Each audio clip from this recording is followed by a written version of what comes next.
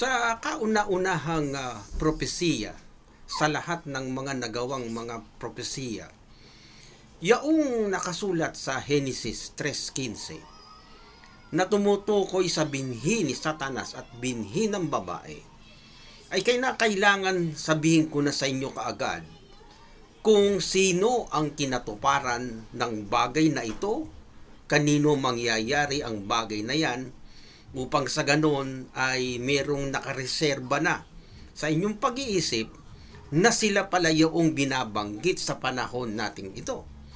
Ang tinutukoy na binhi ng babae, yan ang dalawang angkan sa buong mundong ito. Ang una ay ang Israelita at ang ikalawa ay ang sambahayan ni Jacob sa mga wakas ng lupa na tinatawag natin sa panahon na ito na Iglesia ni Cristo or Church of Christ. Ang binhi ni Satanas naman na binabanggit ay dalawa din. Yan ang Iglesia Katolika, kasama niya dyan ang mga sekta ng Protestante.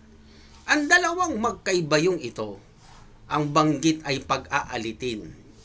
Sila ay magkakaroon ng mga palitan, hindi lamang ng mga maahang-ahang na salita, hindi lamang ng mga pagbabatikos, kundi talagang hindi maaari na magkasundo silang dalawa sapagkat sila nga ay pag-aalitin, paglalabanin sila ng ating Panginoon Diyos.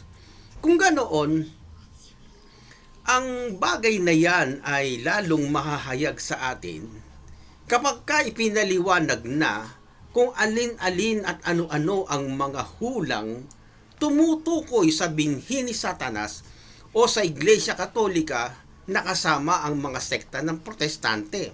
Sa kabilang panig naman, meron ding mga prophecy na mga ipinasulat ng Diyos sa kanyang mga propeta tungkol sa mga Israel at sa sambahayan ni Jacob na tinatawag na Iglesia ni Cristo ngayon.